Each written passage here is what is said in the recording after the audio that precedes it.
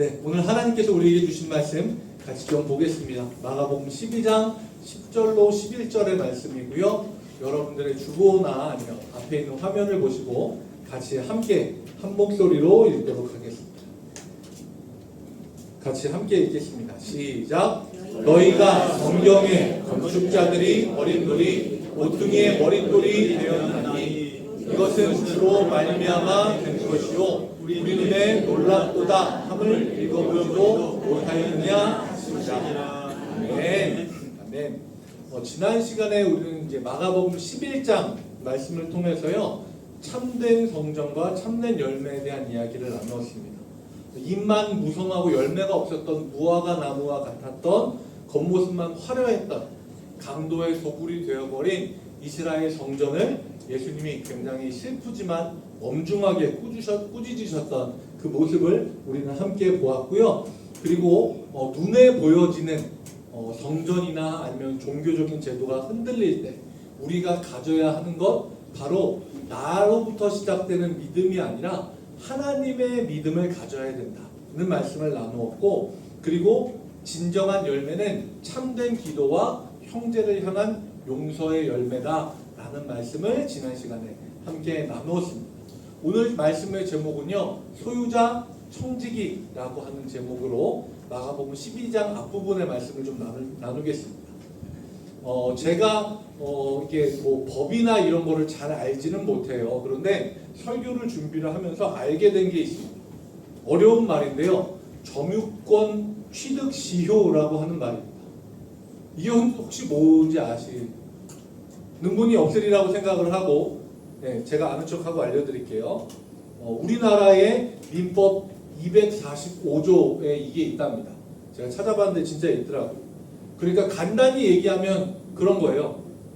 땅에 소유주가 있는데 그 땅에 소유주가 아닌 다른 사람이 들어가서 사는 거예요.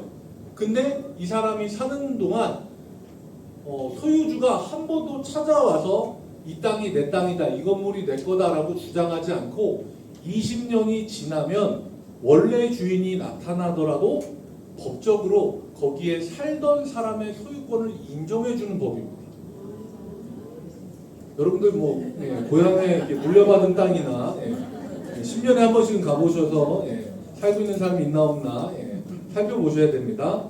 점유권 취득 시효라고 하는 어려운 말인데 20년 동안 그 누구도 그 사람이 사는 데서 여기가 내 땅이 당신 왜 살아요? 이런 얘기를 들어본 적도 없고, 그런 어떤 방해도 없이 20년을 살면 그 땅을 자기 땅으로 인정받을 수 있는 거예요.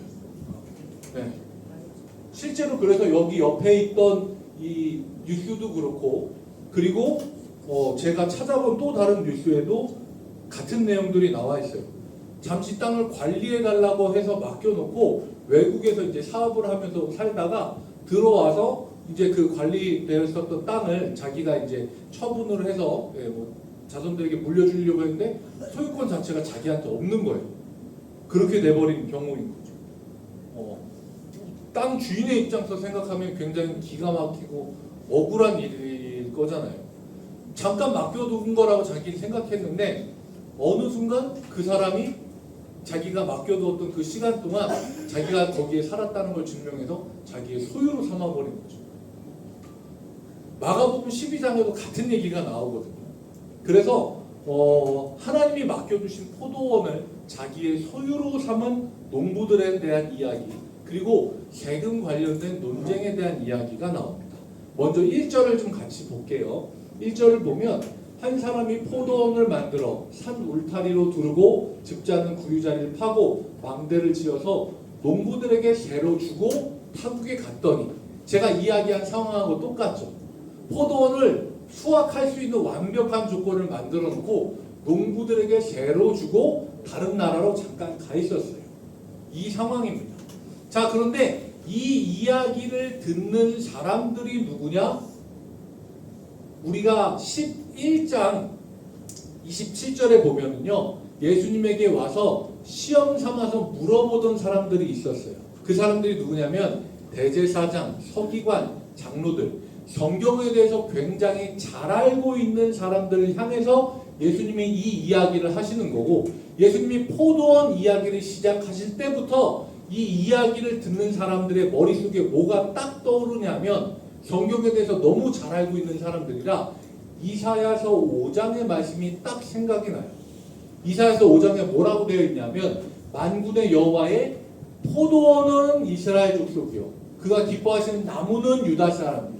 그 당시에는 남유다 북이스라엘로 나눠져 있어서 이스라엘과 유다 그러니까 이스라엘 전체가 다 여호와의 포도원이다 라고 하는 걸 비유로 이야기하고 있는 거예요.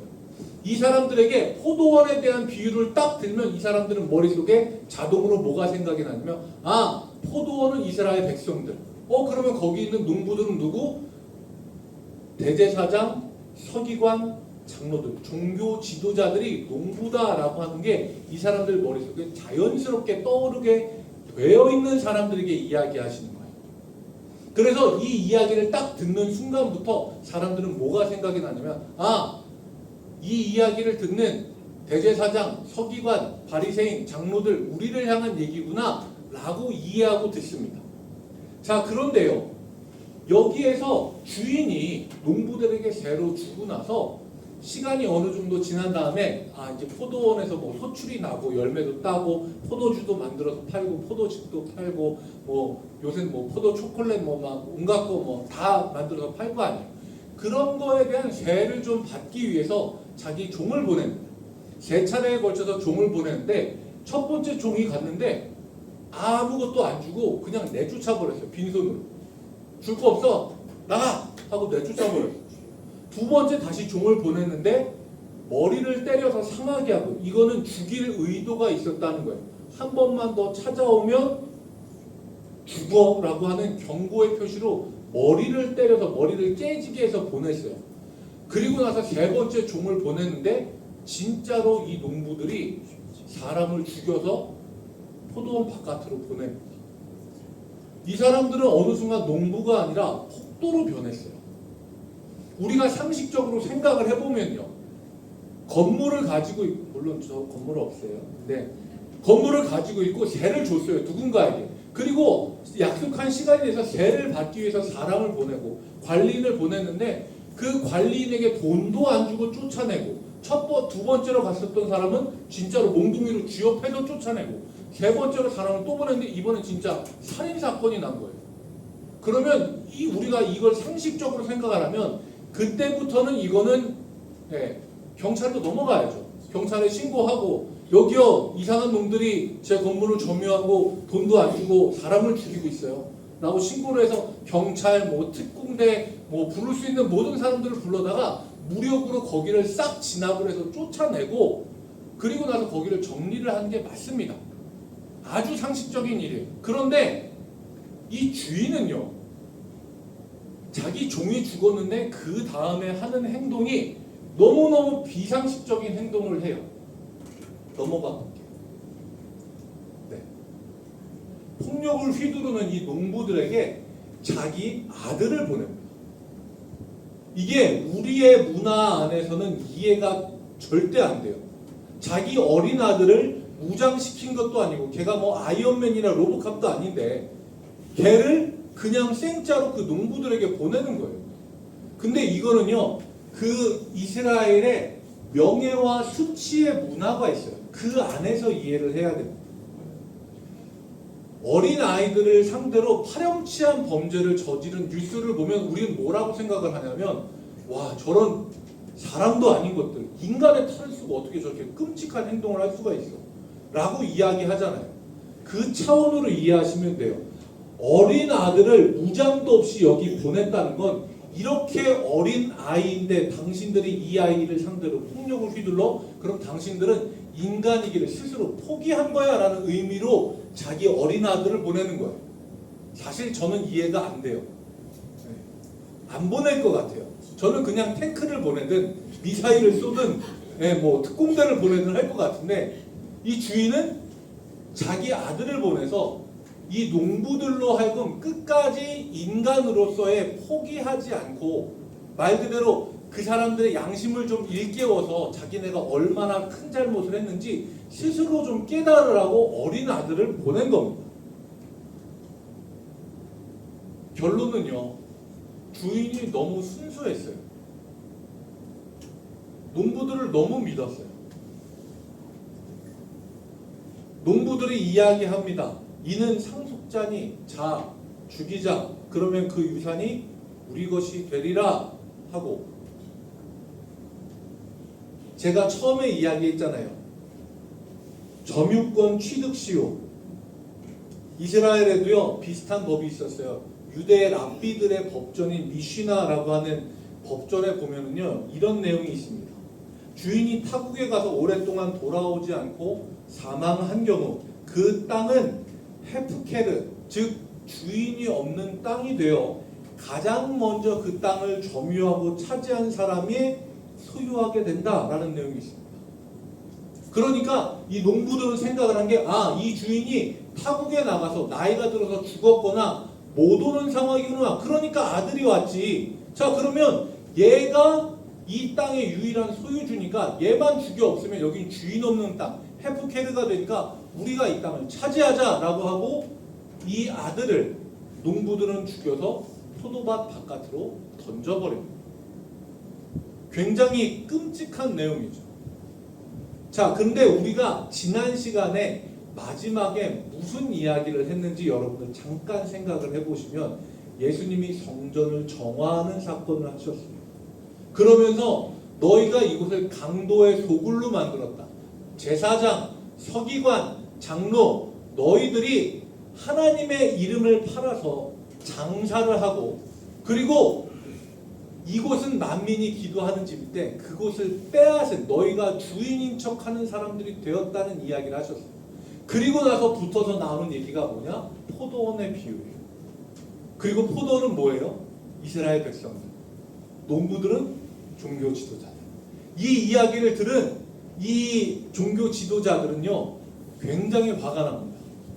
예수님이 비유를 통해서 자기네들을 비판했잖아요. 너희가 니네가 주인이 아닌데 주인인 것처럼 하나님께 기도하고 예배하는 것을 너희가 너희 마음대로 했지 않냐. 그 이야기를 하고 있는 거예요. 그래서 이 사람들이 굉장히 화가 나서 예수님을 어떻게 하고 싶은데 12절에 보면은요 사람들이 따르는 사람들이 많아서 그 사람들이 두려워서 예수님을 어쩌지 못하고 돌아갔다라고 합니다. 저는 근데 이 말씀도 굉장히 좀 죄송합니다. 이해하고 들으세요. 성직을 하고 있는 사람으로서 쪽팔린 얘기예요. 하나님이 두렵거나 예수님의 말씀을 통해서 마음에 찔림을 받았거나가 아니라 예수님을 따르는 사람이 많으니까 두려워서 돌아갔다는 거예요. 사람을 두려워하고 사람을 상대로 하나님을 장사를 하고, 이 사람들은 철저히 그런 사람들이라는 걸 보여줍니다. 그리고 나서 이 사람들이 나름 준비를 해서 다시 예수님께 와요. 그게 13절부터 17절까지 나와 있는 세금 논쟁인데요. 13절 말씀을 보면 이렇게 되어 있습니다. 그들이 예수의 말씀을 책잡으려 하여 바리새인과 헤롯 땅 중에서 사람을 보내매 라고 되어 있습니다. 자, 그런데 여기 나와 있는 바리새인과 헤롯 땅은요 절대 섞일래야 섞일 수가 없는 사람들이에요. 물과 기름 같은 사람들. 바리새인은 누구냐? 철저하게 이스라엘의 율법을 지키는 사람들이에요. 이스라엘의 완전 골수분자라고 할 수 있어요. 자, 그런데 헤롯 땅은 누구냐? 로마의 편에 서서 로마가 주는 전문용어로 뽀찌를 받아먹고, 로마의 우리로 이야기하자면 친일파와 독립투사가 한 팀을 먹은 거예요. 말이 안 되는 상황입니다. 그런데 이 말이 안 되는 바리새인과 헤롯 땅이 예수님에게 팀을 짜서 나온 이유가 있어요. 그걸 얘기를 해드릴게요. 말씀에 보면 이렇게 되어 있습니다. 가이사에게, 그러니까 로마의 황제에게 세금을 바칠까요 말까요? 라고 물어봅니다. 예수님이 만약에 거기에서 세금을 바쳐라! 그러면 그때 바리새인들이 나서게 되어 있어요. 세금을 바치라고요? 아니 지금 우리 이스라엘이 로마에게 포로로 잡혀있고 식민지인데 세금을 바치라고요? 당신이 민족의 지도자로서 그럴 수 있습니까? 여러분들 이 사람은 우리를 배신한 사람입니다 라고 정죄를 하기 위해서 바리새인들이 나간 거예요.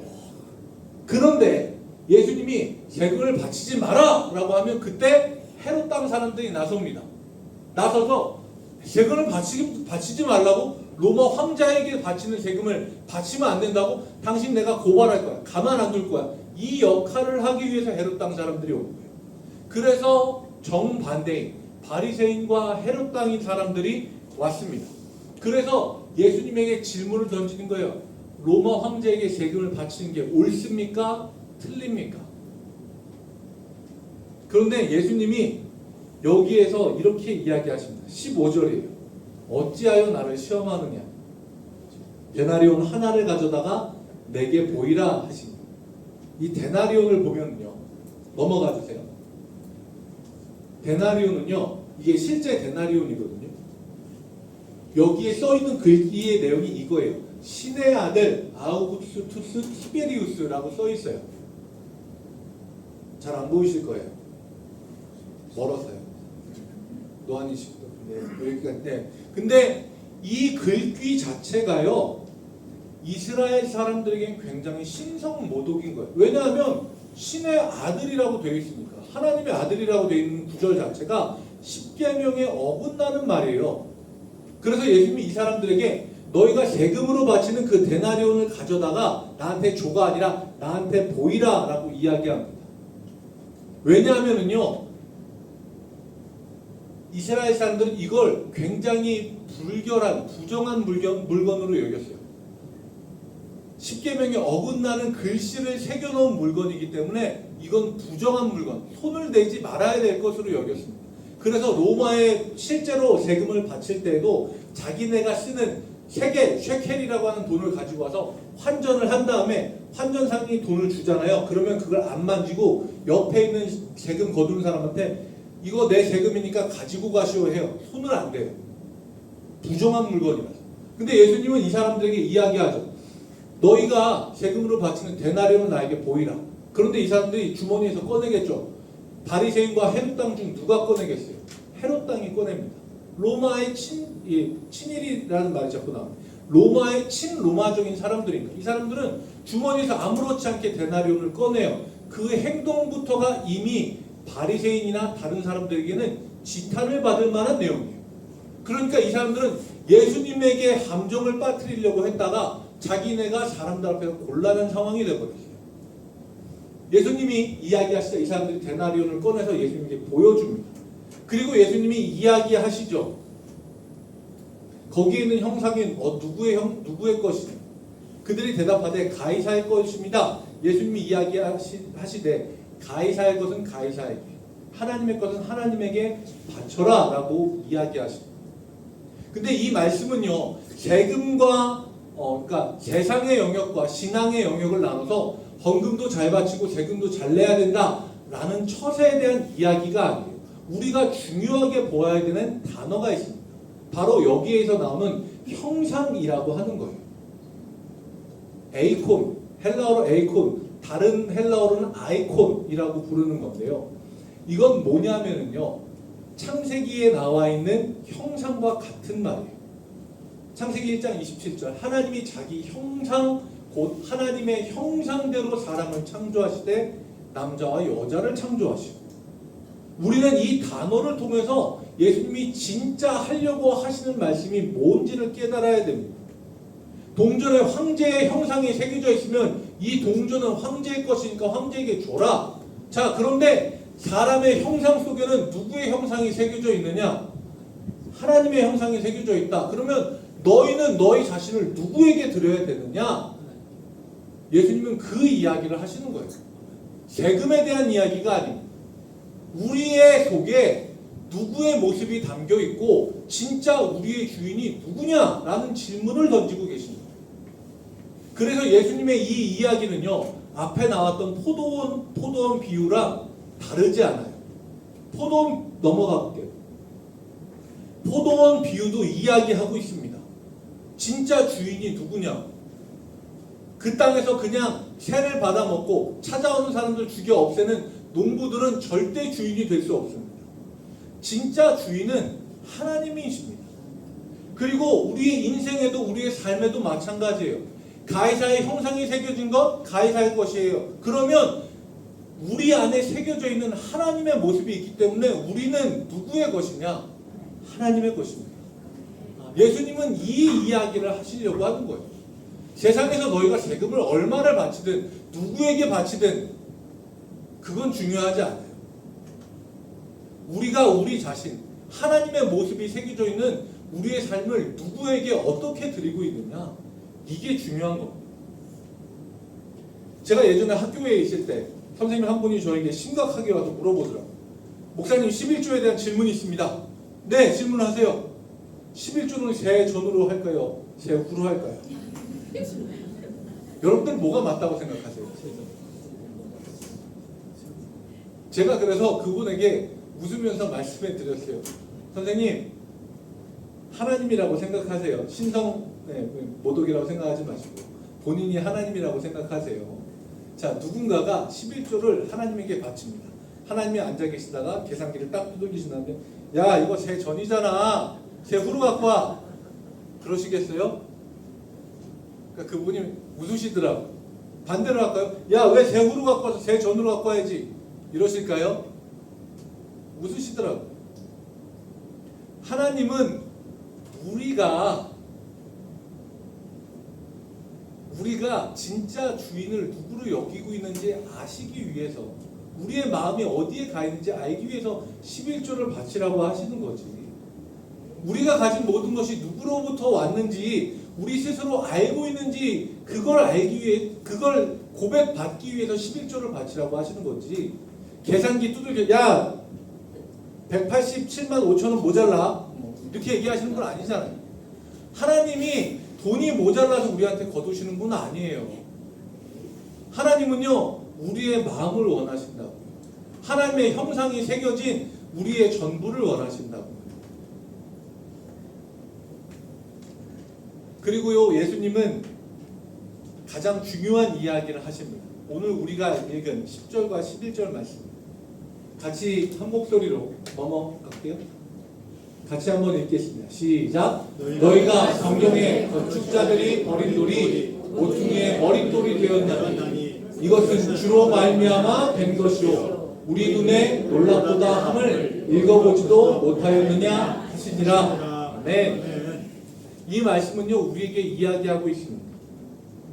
이스라엘의 종교 지도자들처럼, 포도 농부들처럼 내 판단과 내 탐욕과 내 욕심으로 내 인생을 지으려고 하면은요, 모든 걸 다 잃어버릴 수밖에 없어요.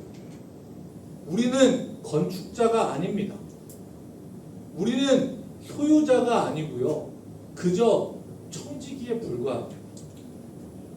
하나님이 우리의 삶에 주신 모퉁이돌, 버려진 모퉁이돌 같은 예수님이 우리의 삶의 가장 기초가 되어주시고 기둥의 머릿돌이 되어주시면 우리는 그 위에 가장 아름답고 찬란하고 견고한 하나님의 성전을 우리의 삶으로, 인생으로 지어나가면 되는 겁니다.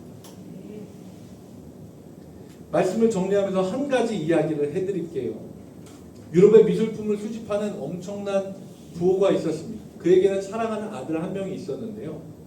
안타깝게 아들이 2차 세계대전에 나가서 전쟁터에서 전사를 하고 말았습니다.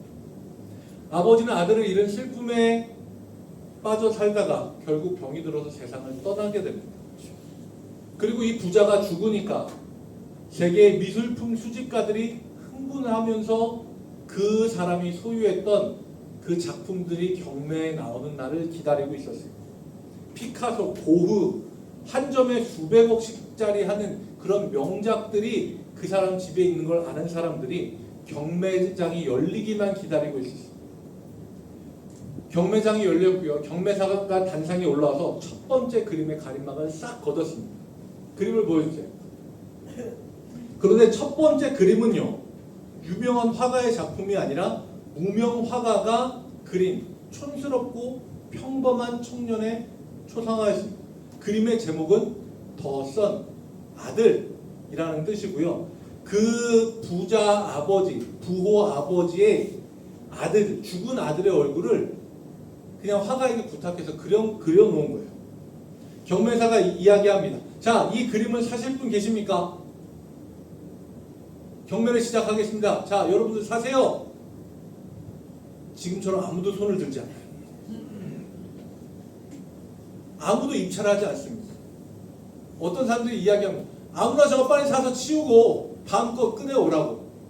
우리는 그것 때문에 왔다고. 피카소, 뭐 고흐, 뭐 어마어마하게 유명한 사람, 저 그림 잘 모르는데 뭐 그런 사람들이 있으니까 그 사람들 거 갖고 오라고. 저 아무나 빨리 그냥 푼돈 좀 빨리 사고 끝내고 나머지 거 갖고 오라고 사람들이 소리를 지릅니다. 그런데 한쪽 구석에 있던 할아버지 한 분이 손을 들고 이야기하는 거예요. 저 그림에 있는 저분은 제가 이 집에서 평생 모셨던 우리 도련님의 얼굴입니다. 제가 갖고 있는 돈이 한 $50밖에 없는데 이것만 주고도 살 수 있습니까? 라고 입찰을 해요. 그러니까 사람들 빨리 저 사람 줘서 보내라. 저 빨리 내리고 다음 거 갖고 오라고. 그래서 이분이 그 그림을 $50에 낙찰을 받았어요. 그리고 이제 사람들은 자 다음 그림 나와라. 뭐가 됐든지 이제부터는 우리는 달린다. 하는데 경매사가 이야기합니다. 자, 심사숙녀 여러분, 경매를 마쳤습니다. 이제 댁으로 돌아가시면 돼요. 사람들이 아니 시작도 안 했는데 이게 무슨 뭐 장난하는 거냐 하면서 분노하면서 소리를 지르는데 이 경매사가 사람들에게 그 부자의 유언장을 꺼내 읽어줍니다. 자, 이렇게 적혀 있습니다. 나의 가장 소중한 아들의 초상화를 선택하는 사람에게 나의 집과 나의 전 재산과 나의 모든 미술품을 다 물려줍니다. 그래서 그 집에서 청소를 하고 평생을 섬겼던 노인분이 $50를 내고 그 모든 것들을 다 갖게 되었다는 이야기입니다.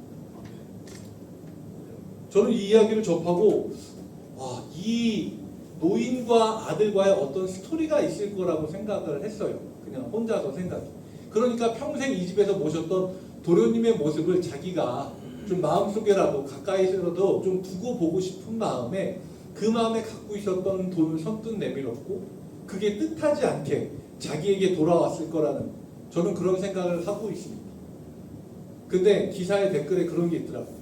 그 노인네가 아마 유언장을 봤을걸? 뭐 이런 댓글들이 이게 세상이 이게 참 이게 뭔가 감동적인 이야기가 나오고 그러면 좀 마음으로 받아들이고 그런 게 있어야 되는데 왜 이렇게 사람들이 이렇게 베베 꼬여가지고 그냥 노인네가 분명히 유언장을 봤을 거야. 막 $50 준비해서 갔을걸? 막 온갖 얘기들이 다 있더라고요. 참 이렇게 저는 어쨌든 이 이야기를 보고 느낀 거는 우리는 누구의 형상을 마음속에 품고 살아가고 있는가 하는 겁니다.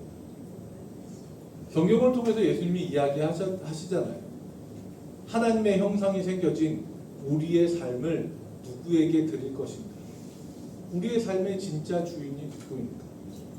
우리는 포도원 농부처럼 나에게 잠깐 맡겨진 내 삶, 내 자녀, 내 재산, 나의 직장, 나의 인생의 계획들 이거 내 거라고 주장하고 있지는 않아요.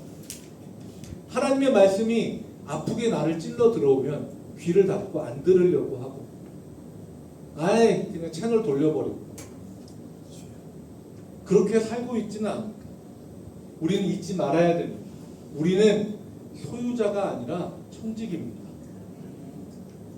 내 생명, 내 가정, 우리 장자 1교의 진짜 주인이 오직 하나님 한 분이심을 고백하며 가장 귀한 모퉁이 돌 대신 예수 그리스도를 내 마음에 그 형상으로 새기고 온전히 모셔드리는 모든 믿음의 장자 1교회 여러분들이 되시길 주님의 이름으로 간절히 축원합니다.